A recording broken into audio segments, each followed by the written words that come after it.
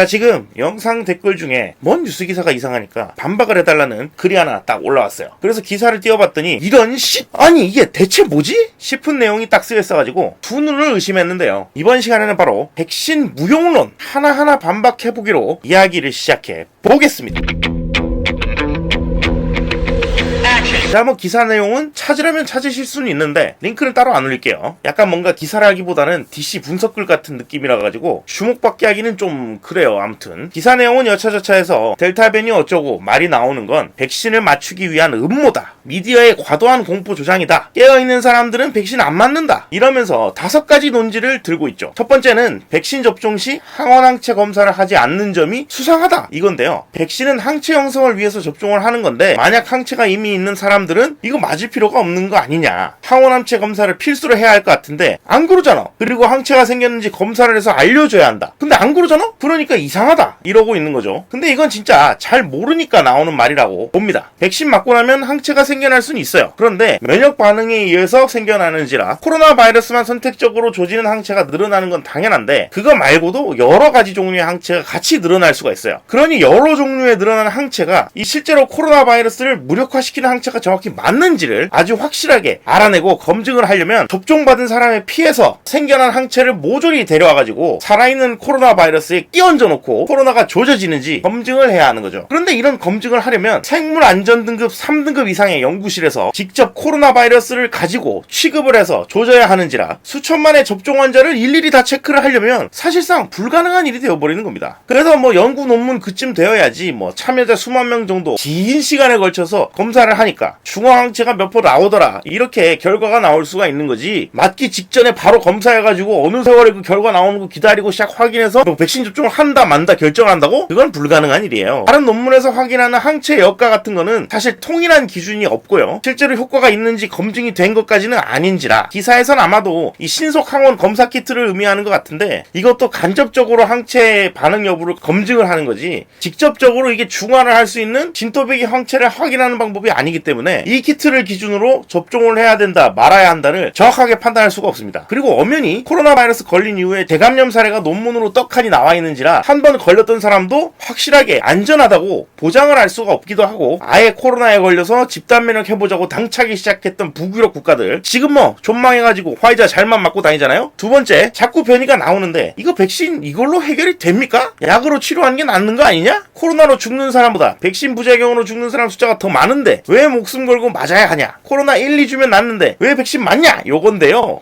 백신이 긴급 승인이고 안전성이 완벽하게 담보되지 않았다, 이 말이 틀린 말은 아닙니다. 그렇지만 분명 아재 빼고는 3만 명 이상 참여한 대규모 연구를 진행한 것도 맞고요, 그 정도 레벨에서 문제가 없었다고 나온 것도 맞는 상태예요. 연구의 신뢰도가 팍팍 떨어지는 그런 허접삽스러운 연구는 아니라는 거예요. FDA가 승인을 했잖아. 지금 이제 대규모 접종을 하면서 새로운 문제가 하나둘씩 나올 수는 있는 거고 3만 명짜리에는 안 나왔던 문제가 또 발생할 수도 있습니다. 실제로 발생하기도 했고요. 심근염이라든지 혈전 문제라든지 그런 게 생길 수 있는 거죠. 그래서 백신이 무섭다, 걱정된다, 그래서 안 맞고 싶다, 그런 생각은 충분히 개개인 입장에서는 할 수 있는 생각 맞고요. 그래서 내가 백신을 안 맞겠다 하는 그런 결정을 강제로 뭐라고 할 권리는 없어요. 맞는 걸 권장하는 거지 강제는 아니어야 된다고, 그건 맞아. 그런데 변이 바이러스 때문에 안 된다? 변이 바이러스가 생기니까 어차피 의미 없는데 안 맞겠다. 잘 생각해보면 이건 말이 안 되는 소리입니다. 바이러스 변이가 일어나는 건 바이러스들이 지그들끼리 물고 빨고 하면서 복제해 나가는 과정 중에 유전자가 하나씩 삐꾸가 나면서 생겨나는 게 변이인데, 그러니까 복제를 많이 하면 할수록 더 많은 종류의 변이가 생길 가능성이 높아지는 거예요. 인도만 봐도 나와요. 대규모 감염이 일어나는 국가에서는 거의 필수적으로 변이가 나타나는 거죠. 그래서 사실 짧은 시기 내에 가능한 많은 사람들이 이 변이 이전 바이러스에 대해서라도 면역이 생겨야지 변이 이전 또 다른 변이가 출현할 수 있는 그런 사태를 억제할 수가 있는 거예요. 지금 현재 델타 변이에 대해서 기존 백신의 효능이 나와는 있거든요. 그러니까 다른 변이종으로 코로나 감염이 싹 다 바뀌어버리기 전에 어떻게든 확진자 수를 줄여놔야지 더 많은 변이의 출현 빈도를 줄여나갈 수가 있다는 거예요. 그리고 코로나로 죽는 사람보다 백신 부작용으로 죽는 사람 숫자가 더 많다? 현재 6월 말 기준으로 백신 맞고 나서 죽었다는 사망자는 335명인데 이 중에서 80세 이상인 사람이 185명입니다. 185명. 물론 그 중에는 진짜 백신 때문인 것 같은데 억울하게 무시당한 경우도 있을 수 있어요. 있는데 진또배기로 백신 때문이 아닌 경우도 섞여 있겠죠. 아니 80세 이상이면 솔직히 말해서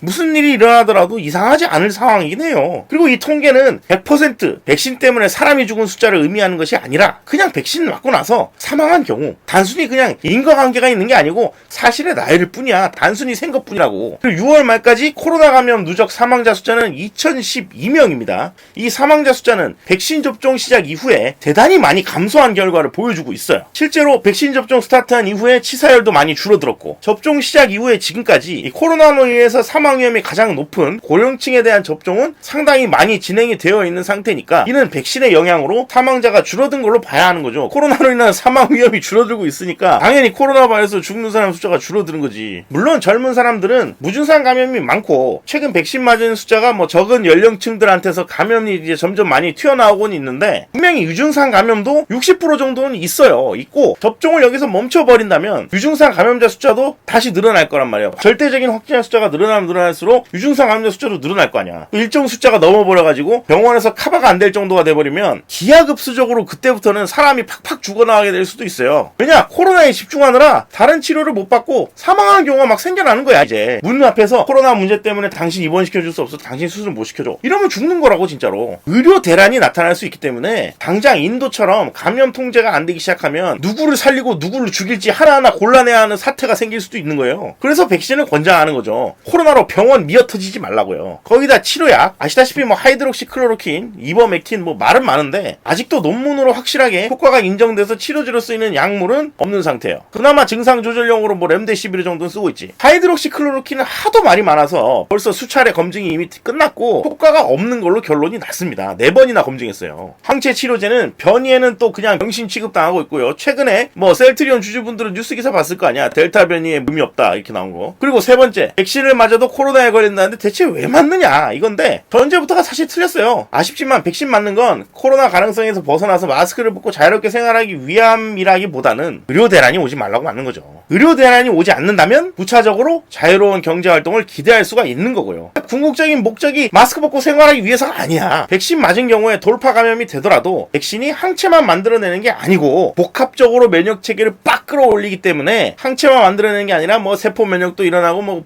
림프구도 세지고 뭐 이러면서 중증으로 가는 비율이 매우 낮아지게 되고 변이에 걸려도 크게 고생 안 하고 가볍게 넘어가는 비율이 높아지게 되는 거예요. 높아지게. 실제 델타 변이도 접종자 치사율하고 비접종자 치사율이 3배 가까이 차이 나는 걸로 나오고 있을 지경이에요. 사실 접종한 사람들은 뭐 별로 죽지도 않고 크게 위험하지도 않다 이렇게 나오고 있다니까. 그리고 사실 집단 면역은 백신이 안 맞아서 변이가 자꾸 초래되면 그럼 멀어지는 겁니다. 백신은 맞아야 집단 면역이 형성되는 거라고. 백신을 변이가 있어서 집단 면역이 어차피 안 될 거니까 백신 안 맞는다 이게 아니고. 4번째는 정부가 백신을 지나치게 강요한다는 게 뭐 의심스럽다 뭐 이런 건데 사실 솔직히 백신 정책 개판인 거는 존나 맞는 말이거든. 그래서 이랬다 저랬다 물량도 제대로 확보 안 하고 뭐 개삽질 해놓고 이런 거는 개욕 쳐먹어도 할 수 없는 일 맞아요. 근데 변이를 줄이고 의료 대란을 막아서 경제 활동을 다시 좀 되돌리려면 백신을 가능한 빠르게 많은 사람들한테 맞춰야 되는 건 사실이거든. 그러니까 그런 기조를 보이는 거는 당연하긴 해요. 뭐 백신을 강요하는 기조가 보이는 건 당연한 겁니다. 물론 저는 이제 개인적으로는 제대로 설명을 좀 해가지고 이해를 좀 시키고 자발적으로 참여하게 해야지 아무튼 기저질환 아무튼 안 맞으면 뭐 어쩌고 이런 거는 아니라고 봐요. 물론 얘는 뭐 독감 백신은 그럼 왜 전국민 접종 안 해냐 이딴 소리 해놨던데 독감 백신은 지금 독감 팬데믹 상태가 아니잖아. 독감을 왜 접종 안 시키냐는 말은 그냥 쌉소리야 쌉소리. 자, 이쯤 하면은 또 이제 친정부 인사냐 정부 대변인이냐 뭐 쌉소리 나올 때쯤 된 것 같은데 문재인 개새끼 백신 정책 개새끼 사상 검증했습니다. 뭐 기사 마지막 5번째 논지는 사실 따로 말할 필요도 없을 거라고 봐요. 뭐 정리하자면 백신 부작용 겁나서 못 맞겠다. 예, 충분히 그럴 수 있습니다. 백신은 쓸모가 없다. 코로나는 감기다. 독극물 주사 맞지 말자 등등등 쌉소리는 솔직히 선 넘는 행동이에요. 그거는 어쨌든 뭐 결과적으로 좀 더 괜찮은 백신이 넉넉하게 들어왔으면